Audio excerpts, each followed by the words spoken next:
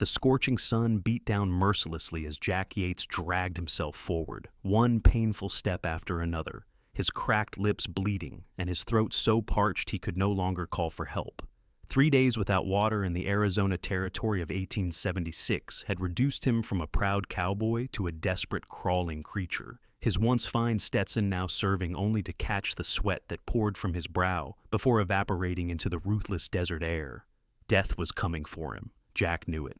His faithful horse had collapsed yesterday, and he'd been forced to put a bullet through its brain rather than let it suffer his last merciful act before his own demise, he figured. He'd abandoned most of his belongings miles back, keeping only his revolver with 2 remaining bullets and a photograph of the family he'd never see again. The gold he'd fought so hard to protect was gone too, stolen by the same bandits who'd ambushed him and left him for dead in this god-forsaken wasteland. As the sun reached its zenith, Jack's knees finally gave out. He collapsed onto the scorching sand, the heat burning through his torn pants. This was it. He rolled onto his back, staring up at the cloudless blue sky. At least it was a pretty color to die under. He closed his eyes, muttering a prayer his mother had taught him long ago. "Mister, are you alive?" The voice came to him as if from the bottom of a well, distant and echoing. Jack forced his eyelids open, certain he was hallucinating. A silhouette blocked the sun. As his vision cleared, he saw the outline of a woman, her features indistinct against the bright sky behind her. She knelt beside him, and cool. Blessed water touched his lips from a canteen. "Drink slowly," she instructed, her voice soft yet firm. "Too much at once will make you sick." Jack obeyed, though every fiber of his being screamed for him to gulp down the entire contents of the canteen. The water trickled down his throat, bringing immediate relief that felt almost painful in its intensity. "Can you stand?" she asked, once he'd taken several small sips. "My wagon is just over that ridge. You're half dead from the heat." "I reckon I'm more than half," Jack croaked, his voice barely audible. He struggled to sit up, and the woman supported him, her surprisingly strong hands gripping his shoulders. He got his first clear look at his rescuer. She was young, perhaps 25, with dark chestnut hair partially covered by a wide-brimmed hat. Her face, tanned by the sun, had a gentle strength to it, with expressive eyes that reminded him of the deep green of pine forests. She wore a practical riding skirt and a cotton blouse, both covered in the fine dust that claimed everything in this territory. "My name is Victoria Sanders," she said. "Most folks call me Vicky." Jack Yates," he managed, his voice still raspy. "Well, Mr. Yates, I'm going to help you to my wagon, and then we're going to get you somewhere safe. Can you walk if I support you?" Jack nodded, though he wasn't entirely sure. With Vicky's assistance, he managed to get to his feet, his legs trembling beneath him. They made slow progress toward the ridge she'd indicated, his arm draped across her shoulders, her arm around his waist. Each step was agony, but the promise of shelter drove him forward. "What are you doing out here alone?" he asked, struggling to maintain conversation despite his exhaustion. "I might ask you the same thing," Vicky replied, adjusting her grip to better support his weight. "I'm heading back to my ranch, been in Tucson selling goods and picking up supplies." As they crested the ridge, Jack saw a wagon with a single horse standing patiently in the meager shade of the vehicle. Hope surged through him. Perhaps he would survive this ordeal after all. "You're lucky I took this route," Vicky said as they approached the wagon. "Not many people come this way. Too dangerous." "Then why did you?" Jack asked, curiosity momentarily overriding his discomfort. Vicky helped him up onto the wagon seat before answering. "It's quicker, and I know how to handle myself." As if to emphasize her point, Jack noticed a rifle propped against the seat and a revolver holstered at her side. This was no ordinary ranch woman. "Thank you," he said simply, as she climbed up beside him and took the reins. "You saved my life." "Don't thank me yet," Vicky replied, setting the wagon in motion. "You're not out of danger. My ranch is still a few hours away."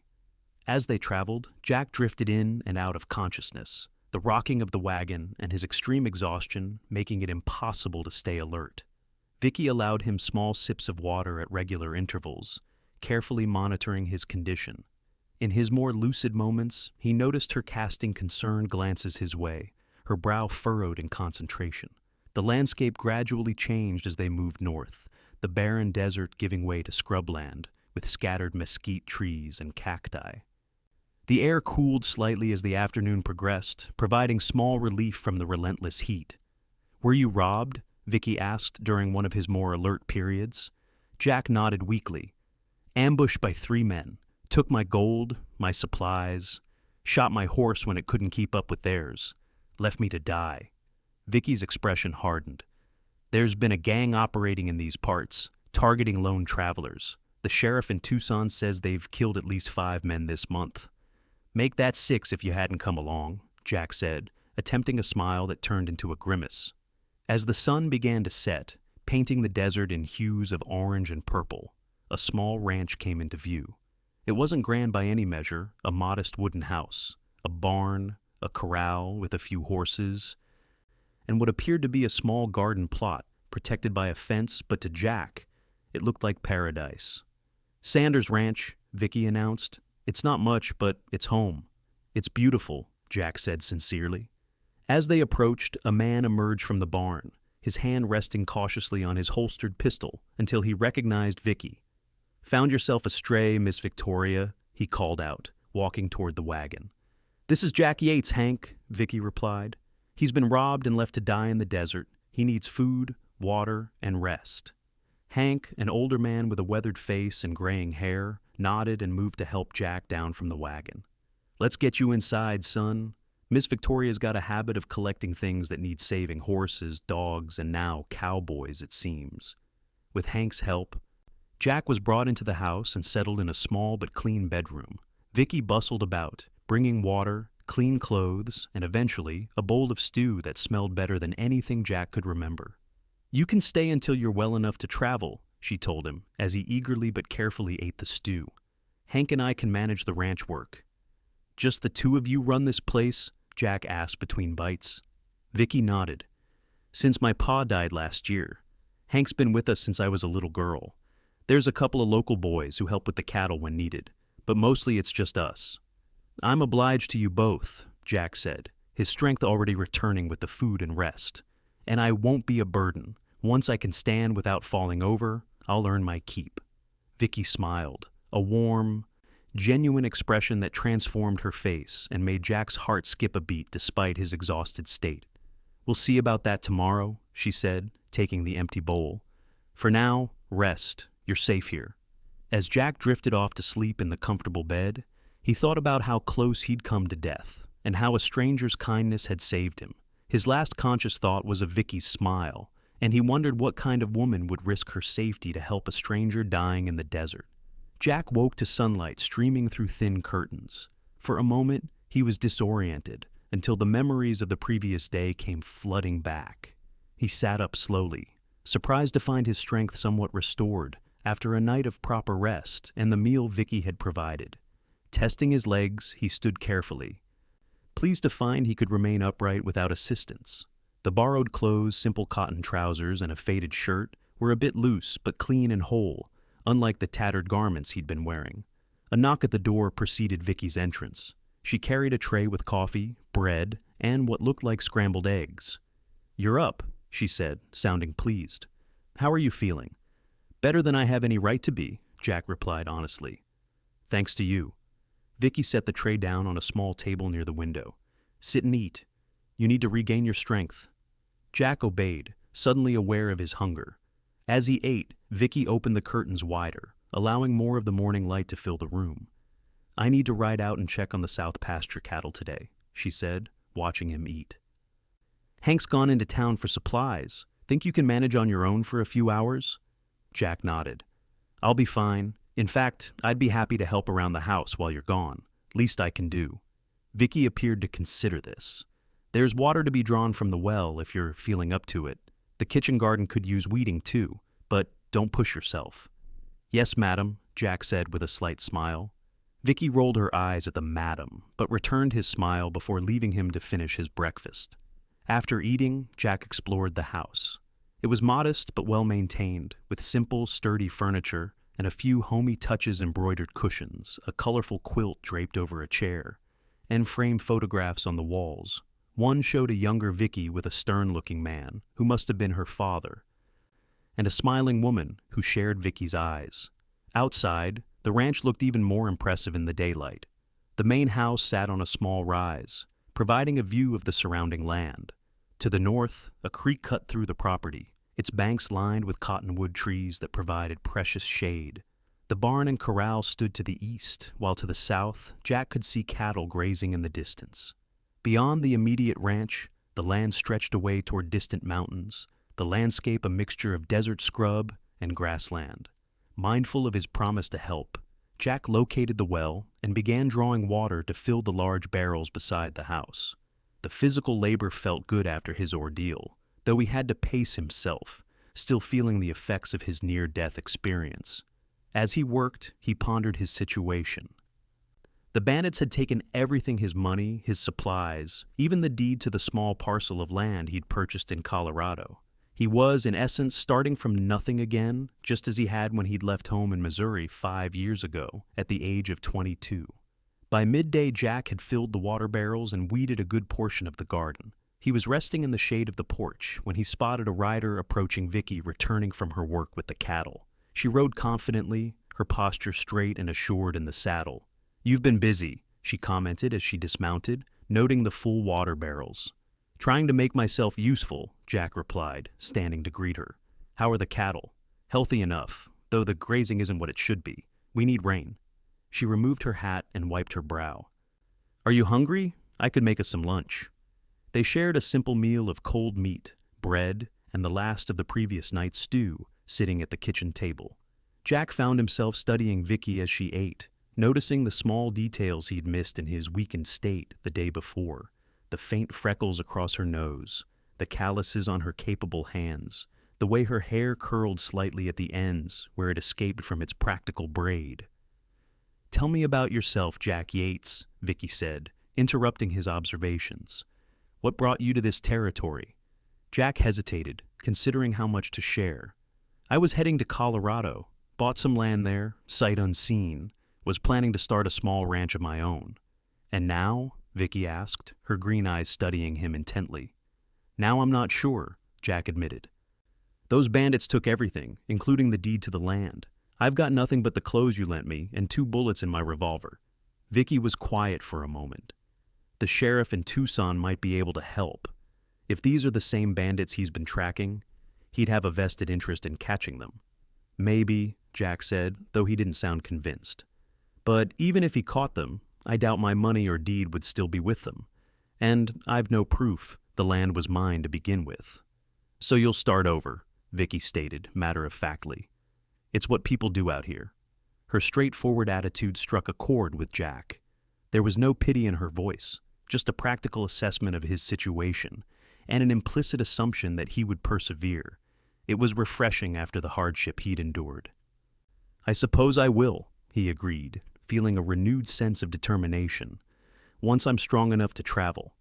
"And where will you go?" Jack hadn't thought that far ahead yet. "Not sure. Maybe try my luck in one of the mining towns or find work on a cattle drive."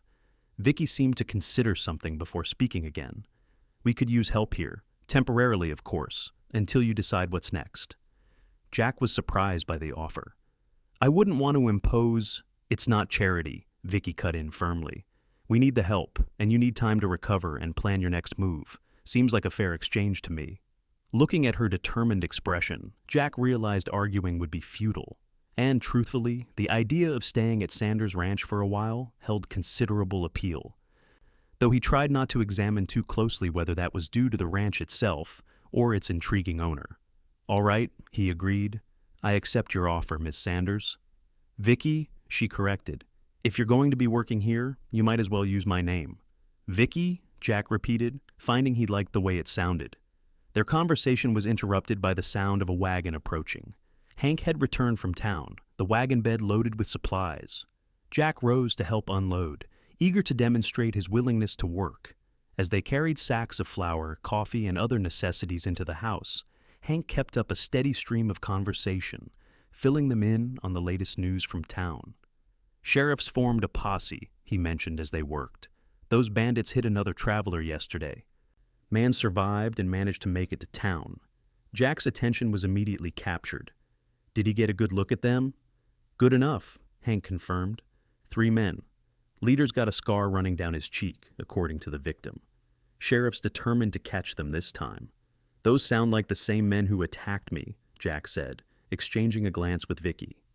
If the sheriff catches them, maybe you'll get your belongings back, Vicky suggested. Jack nodded, though he wasn't optimistic. Maybe. That evening, after a satisfying dinner, Jack sat on the porch with Vicky, watching the sunset paint the sky in brilliant hues of orange and pink. The air had cooled considerably, and a gentle breeze carried the scent of sage and distant rain. It might not look like much compared to other places, Vicky said, following his gaze across the landscape, but I can't imagine living anywhere else. It's beautiful, Jack agreed sincerely. Your father built all this? Vicky nodded, a hint of sadness crossing her features. Started with nothing, just him and my mother, fresh from Boston. Everyone said they wouldn't last 6 months out here. But they proved them wrong. They did. Vicky smiled at the memory. Ma died when I was 12. Fever took her. Pa never remarried, just threw himself into building this place. Said he was doing it for me, but I think it was his way of honoring her memory. And now it's yours, Jack observed. You've done well, keeping it going. It hasn't been easy, Vicky admitted, especially this past year without Pa. But this land is in my blood now. I can't imagine giving it up. Jack understood that sentiment perfectly. It was what had driven him to save every penny for 5 years, working cattle drives and taking odd jobs, all to afford his own piece of land. The thought of his stolen deed sent a pang of regret through him, which he quickly suppressed. Tomorrow I'll show you what needs doing around here, Vicky said, changing the subject. If you're feeling strong enough. I'll be ready, Jack assured her. Thank you, Vicky, for everything. She met his eyes in the fading light, her expression softening. You're welcome, Jack. As they sat in companionable silence, watching the stars appear one by one in the darkening sky, Jack felt something he hadn't experienced in a long time. Peace. Despite the uncertainty of his future, despite having lost everything he'd worked for. In this moment, sitting beside this remarkable woman on her porch, he felt at home. The next morning dawned clear and cooler than the previous days, a welcome relief from the relentless heat. Jack woke feeling refreshed and eager to begin earning his keep at Sanders Ranch. After a hearty breakfast, Vicky outlined what needed to be done. The north fence needs mending, had a couple of posts come loose in the last storm. Then there's the leak in the barn roof that needs patching. Hank can show you where the tools and materials are. Jack spent the morning working alongside Hank, repairing the damaged fence. The older man was good company, full of stories about the early days of the ranch and advice about the local area. Miss Victoria's something special, Hank remarked as they hammered a post into place. Tougher than most men I know, and twice as smart. Her pa raised her to be independent, and it shows. I can see that, Jack agreed, thinking of how Vicky had saved him without hesitation, despite the danger to herself. That's why I worry about her out here alone, Hank continued. Oh, I know she can handle herself, and I'm here to help, but it's not the same as having a proper partner to share the load. Jack remained silent, unsure how to respond to the obvious hint in Hank's words. Not that she hasn't had offers, Hank added with a chuckle. Half the eligible men in the territory have come sniffing around at one time or another. She sends them all packing. I can imagine, Jack said, smiling at the thought of Vicky firmly dismissing unwanted suitors. She's waiting for the right one, Hank said, giving Jack a meaningful look. Someone who sees her as an equal, not just a woman with a fine piece of land. The conversation shifted to other topics after that, but Hank's words stayed with Jack as they finished the fence repairs and moved on to fixing the barn roof. He found himself wondering what kind of man Vicky would consider worthy of her attention, and trying not to acknowledge the hope that he might someday fit that description. By late afternoon, Jack had proven his worth several times over. Despite still recovering from his ordeal, he worked tirelessly, completing the fence repairs, patching the barn roof, and even finding time to chop a substantial pile of firewood. Vicky returned from checking on a pregnant cow to find Jack splitting logs near the woodpile, his borrowed shirt discarded in the heat. sweat glistening on his tanned back as he swung the axe with practiced efficiency. She paused, watching him work, admiring his fluid movements and the strength evident in his lean, muscled frame. For a man who had been at death's door just 2 days ago, his recovery was remarkable. Jack sensed her presence and turned, offering a smile as he wiped his brow. "Thought we might need more wood before the weather changes. Feels like rain coming." Vicky nodded, trying not to stare at his bare chest. "You've done enough for today. Don't want you collapsing on me again." Jack chuckled, reaching for his shirt and pulling it on. "I feel fine. Better than fine, actually. It's good to be useful again." "Well, you've certainly earned your keep," Vicky acknowledged. "Come on inside. I'll start dinner." Over the next week, a routine developed.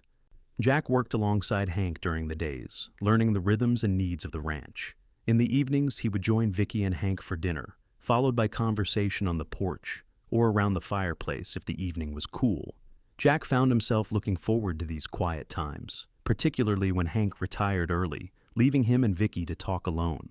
He learned about her childhood on the ranch, her brief time at a school for young ladies in Tucson, which she hated, and her dreams for the future of Sanders Ranch. In return, he shared stories of his own past growing up in Missouri, his journey west after his parents died, and his years working cattle drives across the territory. "Why Colorado?" Vicky asked one evening as they sat watching a dramatic sunset. "Why not stay in Arizona?" Jack considered the question. "The land was cheaper there, and I'd heard the grazing was good, with plenty of water. Seemed like a place where a man with little money but lots of determination could make something of himself." Vicky studied him thoughtfully. "And now?" Jack met her gaze. "Now, I'm not so sure Colorado holds what I'm looking for." The atmosphere between them shifted subtly, a tension that was not unpleasant but charged with unspoken possibilities. Vicky broke the moment first, standing and brushing imaginary dust from her skirt. "It's getting late," she said, though the sun had barely set. "I should turn in. Dawn comes early." Jack nodded, respecting her retreat. "Good night, Vicky." "Good night, Jack." As she disappeared into the house, Jack remained on the porch, wondering at the feelings developing within him. He'd known Vicky Sanders for just over a week, yet she occupied his thoughts constantly. Her strength, her determination, her quiet compassion, all combined to create a woman unlike any he'd ever met. But Jack was also acutely aware of his situation. He was essentially a man with nothing, no money, no land, no prospects beyond the temporary position Vicky had offered him out of kindness. What could he possibly offer her? The next day brought news that temporarily pushed these thoughts aside. Hank returned from town with word that the sheriff's posse had caught up with the bandits responsible for the attacks, including the one on Jack. "Got them in a shootout near the Mexican border," Hank reported. 2 dead, 1 captured. They're bringing him back to Tucson for trial. "Did they recover any of the stolen property?" Jack asked, hope rising despite his attempts to suppress it. Hank shook his head. "Sheriff didn't say, but the prisoner might talk, if it means avoiding the hangman's noose." Jack nodded, trying not to let his disappointment show.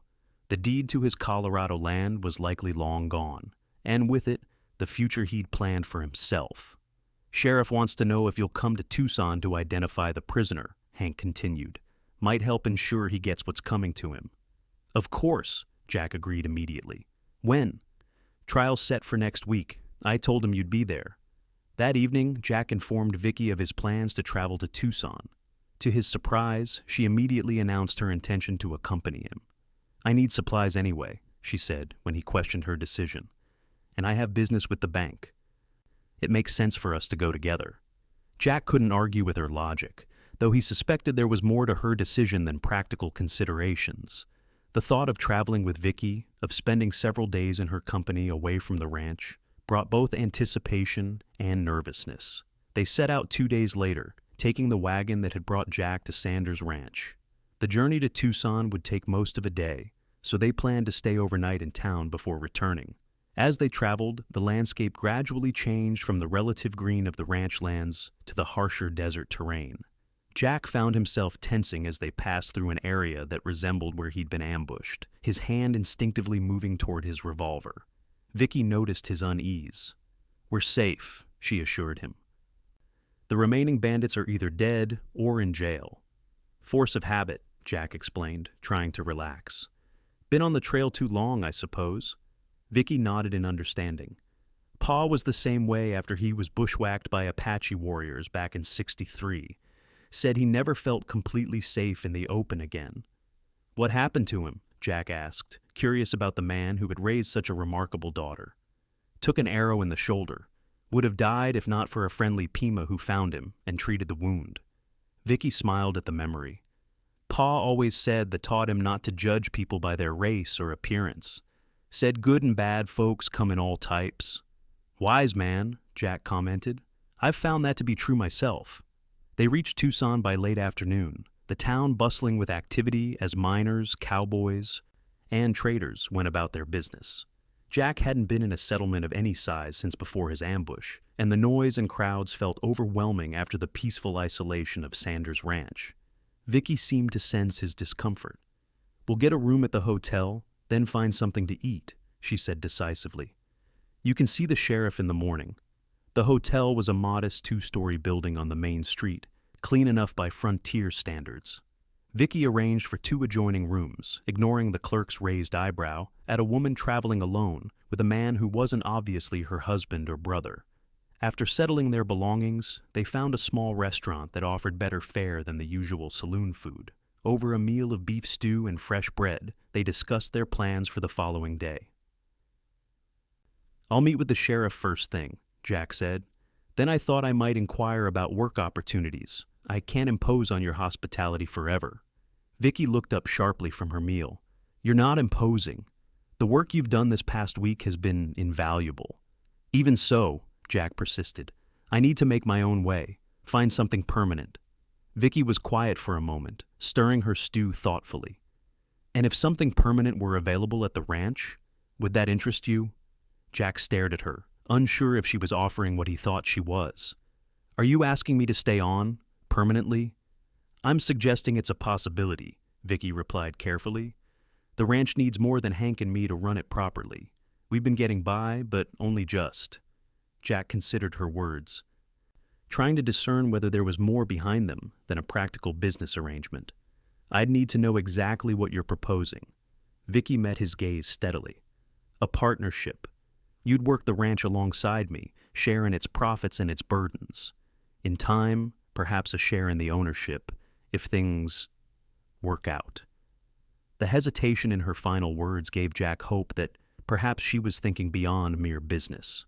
But he needed to be sure before committing himself. That's a generous offer, he said slowly. But I need to know, is it just my labor you're interested in? Vicky's cheeks flushed slightly, but she didn't look away. No, Jack, it's not just your labor. The admission hung between them, charged with possibility. Before Jack could respond, however, a commotion outside the restaurant drew their attention. Shouting and the sound of running feet preceded a man bursting through the door, his face pale with alarm. Jailbreak, he announced to the room at large. The bandit they caught, he's escaped. Shot the deputy and fled town. Jack was on his feet instantly, his meal forgotten. When?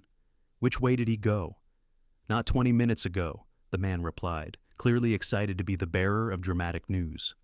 Headed south, they think. Sheriff's forming another posse now.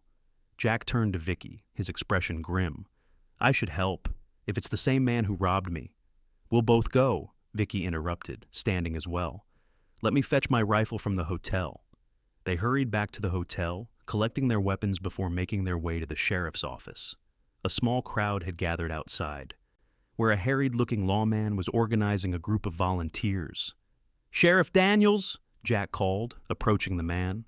I'm Jack Yates. The bandit who escaped, was he one of the men who attacked me in the desert? The sheriff, a weathered man in his 50s with a silver mustache, looked Jack over appraisingly. Based on your description, yes. Called himself Thomas Burke, though that's likely not his real name. Managed to get a hidden knife to the deputy's throat, took his gun, and escaped on the deputy's horse. I'd like to join the posse, Jack stated firmly. Sheriff Daniels nodded. Could use a man who can identify him for certain. We're leaving in 10 minutes. I'm coming too, Vicky announced, stepping forward with her rifle in hand. The sheriff's expression turned skeptical. "This ain't women's work, miss." "I can outshoot most of your volunteers," Vicky replied coolly, "and it's my wagon and supplies you'll be using if you're tracking him into the desert." The sheriff looked like he wanted to argue, but apparently thought better of it.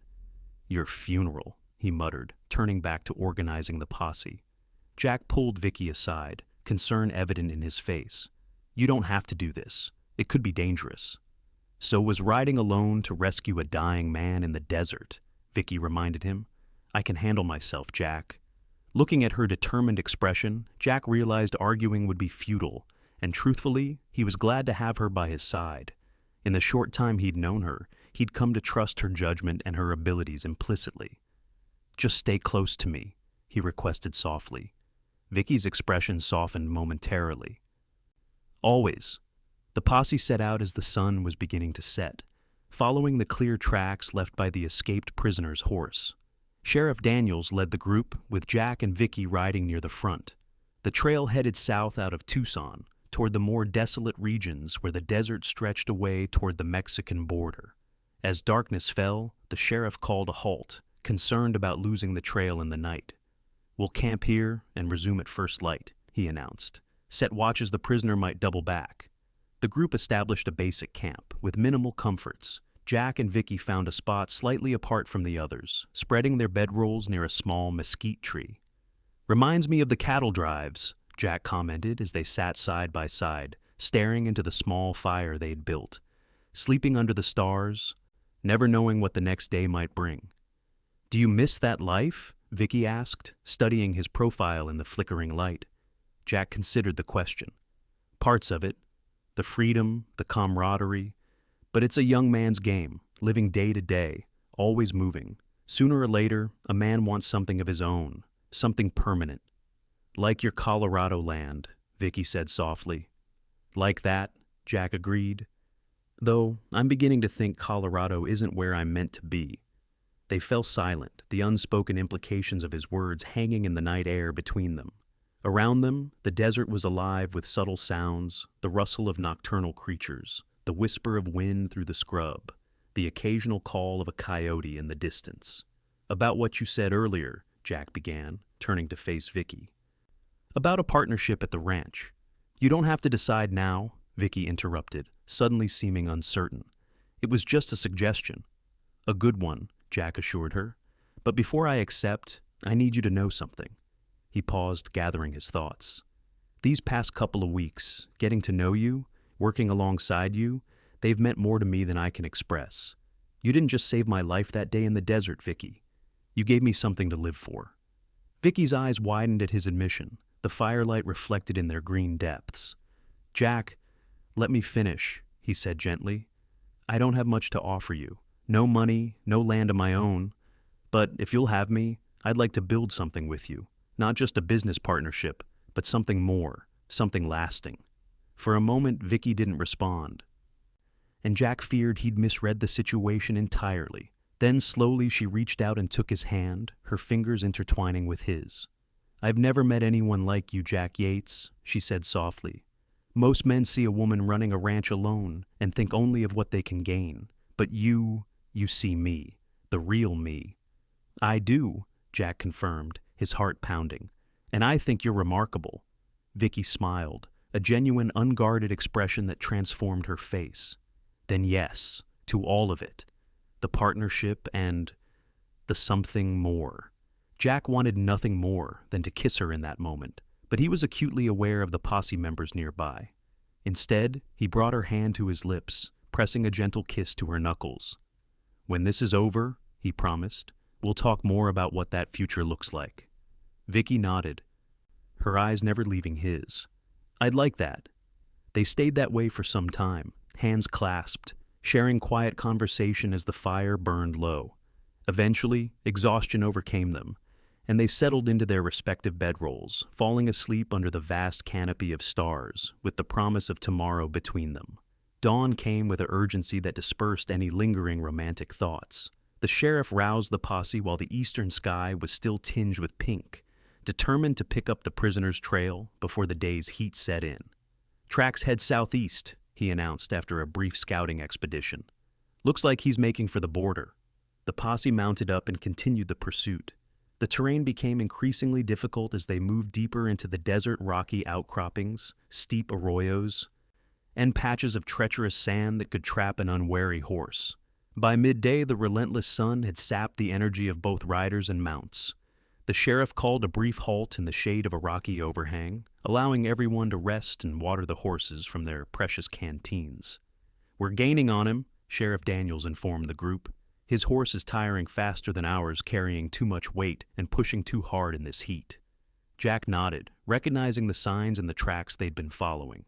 "He's not desert-wise either. He's taking the most direct route, not considering water or shade."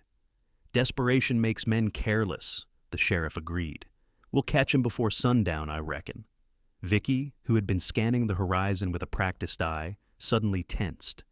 "Riders," she said, pointing to the southwest. Everyone turned to look, hands instinctively moving toward weapons.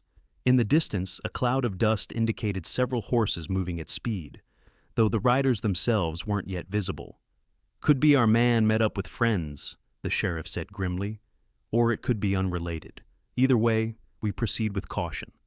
They mounted up and continued following the prisoner's trail, now with an added sense of urgency. As they crested a low ridge, they spotted their quarry for the first time, a lone rider pushing a clearly exhausted horse across a flat expanse of desert hardpan. "There he is!" one of the posse members shouted. The escaped prisoner looked back, spotted the posse, and urged his flagging mount to greater speed. But the outcome was inevitable. His horse was spent, while the posse's animals, though tired, still had reserves of energy. "Spread out," Sheriff Daniels commanded. "Don't give him a single target." The posse members fanned out as they galloped across the hardpan, closing the distance to the fleeing man. Jack kept Vicky in his peripheral vision, determined to stay close to her, despite the sheriff's order to spread out. The prisoner's horse finally gave out, stumbling to its knees and pitching its rider forward onto the hard-packed earth. The man rolled, came up with a pistol in his hand, and fired wildly at his pursuers. "Take cover!" the sheriff yelled as bullets whizzed past. Jack veered toward a small outcropping of rocks, pulling Vicky's horse alongside his. They dismounted quickly, taking shelter behind the meager cover as more shots rang out. "That's him," Jack confirmed, getting his first clear look at the prisoner. "That's one of the men who ambushed me, the one with the scar on his cheek." The prisoner continued firing, but his shots were becoming more spaced out. He was running low on ammunition. The posse returned fire cautiously, mindful of the need to take him alive if possible. Suddenly, the distant riders Vicky had spotted earlier appeared, cresting a ridge to the south. There were 4 of them, riding hard toward the standoff. "Who are they?" Vicky wondered aloud, raising her rifle to get a better view through its sights. Before anyone could answer, the newcomers opened fire, their shots directed not at the posse, but at the escaped prisoner. The man screamed once, his body jerking as multiple bullets found their mark, then collapsed in a heap on the desert floor. "Hold your fire!" Sheriff Daniels shouted to his men, confusion evident in his voice. The 4 riders approached cautiously, their own weapons ready but not pointed directly at the posse. As they drew nearer, Jack could see they were Mexican Rurales rural police from across the border. The leader of the Rurales, a stern-faced man with a magnificent mustache, reined in his horse and addressed Sheriff Daniels in heavily accented English. "This man," he said, gesturing toward the fallen prisoner, "is Miguel Sanchez. He and his brothers have terrorized our villages for 2 years. We have been hunting them." The sheriff lowered his gun slightly. "He was wanted on our side, too, for robbery and murder." The Rural captain nodded grimly. "The border means nothing to men like him. We tracked his brothers to your territory last week. When they did not return, we suspected your lawmen had caught them. 2 dead in a shootout, this one captured," Sheriff Daniels confirmed. "He escaped yesterday, killed one of my deputies." The captain dismounted and approached the body, nudging it with his boot to confirm the man was dead. "Now justice is served, for your people and mine." While the sheriff and the rural captain discussed jurisdiction and the disposal of the body, Jack and Vicky remained by the rocks, processing what had just happened. "It's over," Jack said quietly. "They're all gone now?" Vicky studied his face.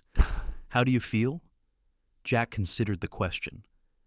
I thought I'd feel satisfaction, but mostly I just feel relief, like a chapter's closed and I can move forward. To the next chapter, Vicky suggested, with a small smile that held promise. To us, Jack agreed, taking her hand. They rejoined the main group as arrangements were being finalized. The Rurales would take the body back to Mexico, where there were apparently relatives of his victims who needed the closure of seeing him brought to justice, even in death. Before departing, the captain approached Jack. "This man took something from you, senor?" he asked. Jack nodded. "Money, supplies, a deed to some land in Colorado." The rural reached into his saddlebag and withdrew a leather pouch.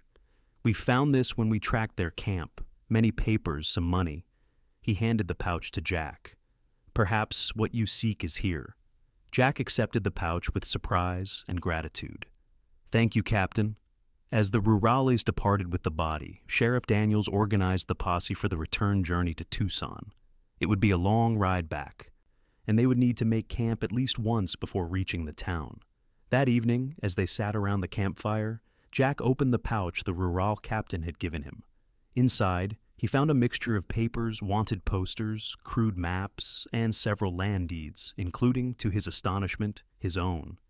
"They kept them as trophies," Sheriff Daniels remarked, looking over Jack's shoulder. "Sick bastards." Jack stared at the deed in disbelief. After everything that had happened, to have it returned to him seemed like an impossible stroke of luck. Yet, as he studied the document, detailing his ownership of 100 acres of Colorado grazing land, he felt strangely detached from it. He glanced across the fire at Vicky, who was watching him with an unreadable expression. In that moment, Jack realized that his future no longer lay in Colorado. It was here, in the Arizona territory, with this extraordinary woman who had saved him in more ways than one. Later, when the rest of the posse had settled down to sleep, Jack joined Vicky at the edge of the camp. Without a word, he handed her the deed. "Your Colorado land," she said softly, examining the document in the moonlight. "You got it back." "Yes," Jack confirmed. "But I won't be needing it." Vicky looked up sharply. "What do you mean?" "I mean, I've found where I belong," Jack said simply. "If your offer still stands, the partnership, the ranch, something more, then my future is with you, Vicky Sanders." Vicky's expression softened, a mixture of joy and disbelief crossing her features. "You'd give up your own land? For me?" "For us," Jack corrected gently. "What good is land without the right person to share it with? Besides, Sanders Ranch is twice the size and 10 times as beautiful." Vicky laughed softly, but her eyes were suspiciously bright in the moonlight. "Practical considerations, I appreciate that." Jack smiled, reaching out to take her hand. "I mean it, Vicky. These past weeks have shown me what's truly important. And it's not a piece of paper saying I own land hundreds of miles away. It's building something lasting with someone who sees the world the way I do, who challenges me, who makes me want to be better." Vicky squeezed his hand, her voice barely above a whisper when she replied, "I feel the same way, Jack. When I found you in that desert, I had no idea I was also finding us, under the vast Arizona sky." With the posse members sleeping nearby and the desert stretching away around them, Jack finally did what he'd wanted to do since the previous night. He leaned forward and kissed Vicky Sanders, a gentle meeting of lips that conveyed all the things words couldn't express: gratitude, admiration, and the beginnings of love. When they parted, Vicky's smile was radiant. "Partners, then," she said.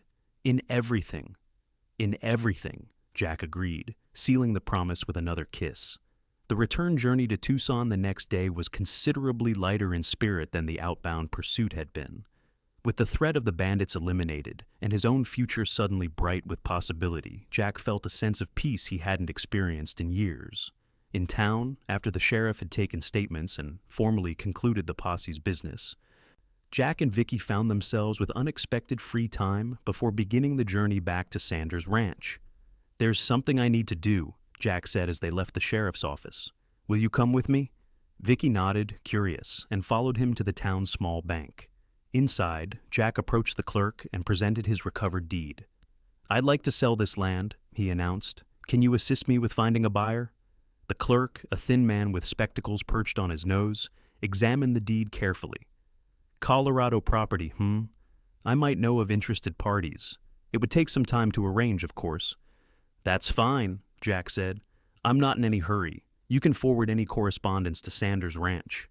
As they left the bank, Vicky gave him a questioning look. Are you sure about this? You worked hard for that land. More sure than I've ever been about anything, Jack replied confidently. When the sale goes through, I'll invest the money in our ranch, our future. The simple pronoun our brought a smile to Vicky's face. I like the sound of that. They spent the remainder of the day completing Vicky's errands in town, purchasing supplies for the ranch, and enjoying the rare luxury of a proper restaurant meal. That night, in the privacy of the hotel, with no posse members or ranch hands nearby, they could finally express their feelings for each other without constraint. Jack held Vicky close, marveling at how perfectly she fit in his arms. When I was dying in that desert, I never could have imagined finding something so precious. Vicky looked up at him, her eyes reflecting the same wonder he felt. My father always said everything happens for a reason. Maybe you were meant to stumble into my path that day. I'm starting to believe that myself, Jack admitted, pressing a kiss to her forehead. Though I could have done without the dying of thirst part. Vicky laughed, the sound warming his heart. Poor planning on your part, Mr. Yates. I'll do better in the future, he promised, with you to keep me on the right path. The next morning, they set out for Sanders Ranch, the wagon loaded with supplies and their hearts full of plans for the future. The journey that had seemed so uncertain to Jack just weeks before now felt like a homecoming. As they traveled, they discussed practical matters, improvements needed at the ranch, the upcoming cattle drive, how to maximize their profits in the coming year. But beneath the business talk ran a current of personal connection, of shared dreams and mutual understanding. Hank will be pleased, Vicky remarked as they neared the ranch. He's been hoping I'd find someone to share the ranch with. He's getting too old for the heavy work.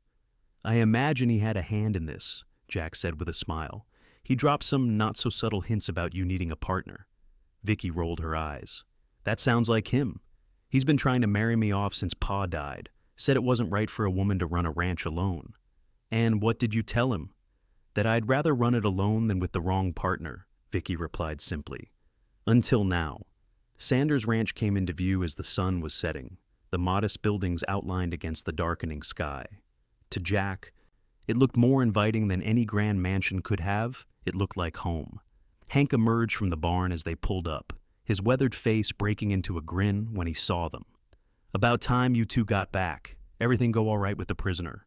As they unloaded the wagon, Jack and Vicky filled Hank in on the events in Tucson and the surprising conclusion to the bandit's story.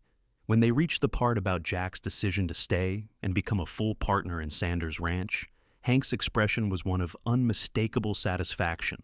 Well now, that's the best news I've heard in an age, he declared, clapping Jack on the shoulder. This place needs a man like you, and Miss Victoria needs... Well, she knows what she needs. Vicky blushed slightly but didn't contradict him. We'll make it official next time we're in town, she said instead. Draw up proper partnership papers. And perhaps visit the preacher while we're at it, Hank suggested innocently. Jack exchanged a glance with Vicky, seeing the same mixture of embarrassment and amusement he felt reflected in her eyes. One step at a time, Hank, he said diplomatically. But yes, that's in our plans too. Hank looked between them, his expression softening. Your pa would approve, Miss Victoria. He always said you had good judgment.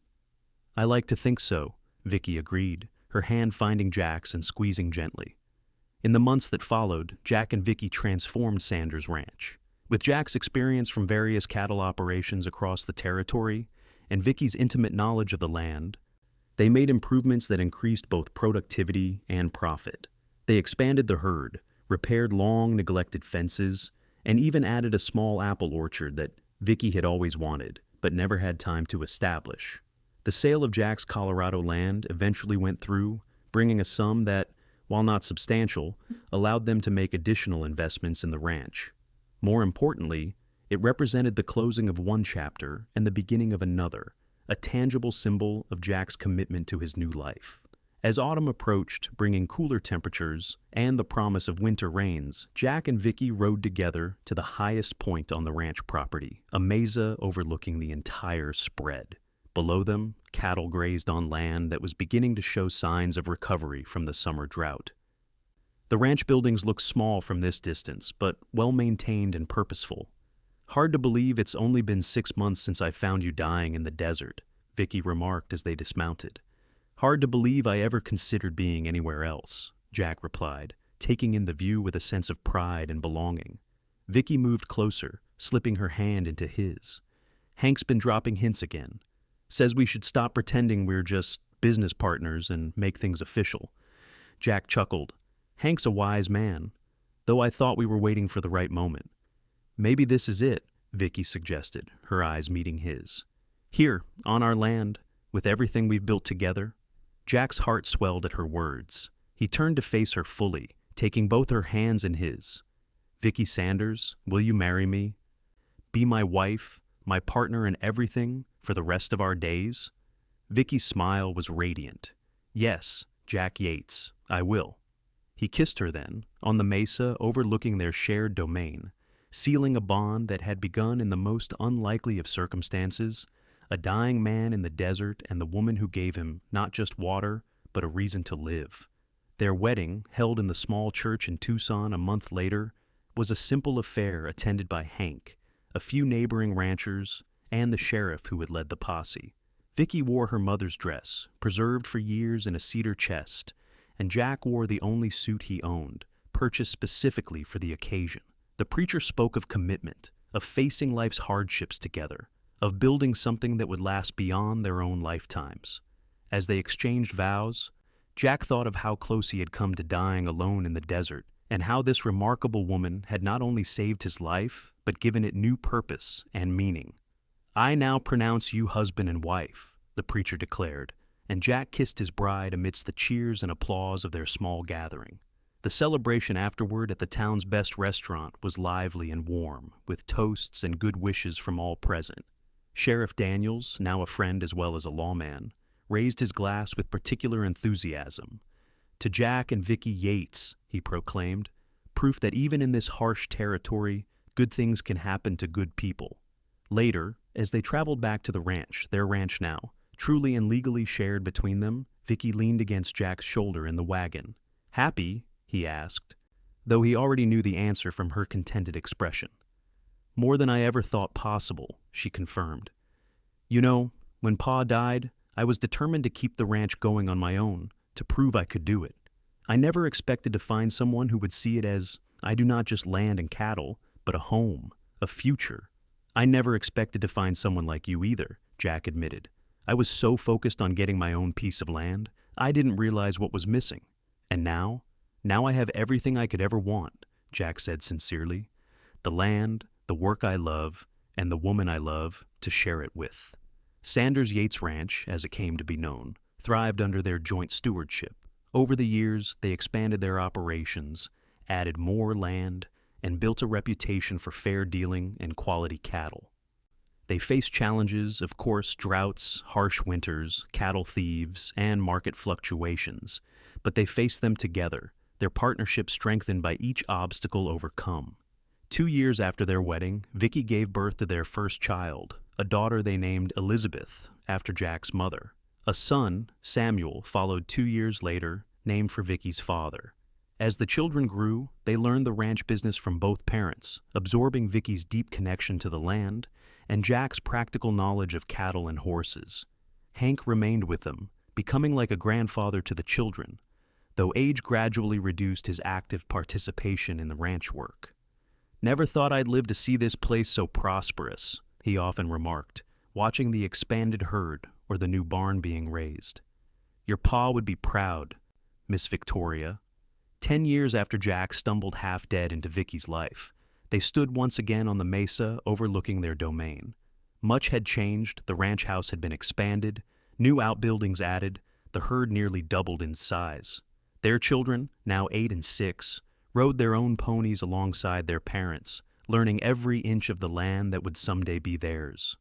"Mama, tell the story again," Elizabeth requested as they gazed out over the ranch.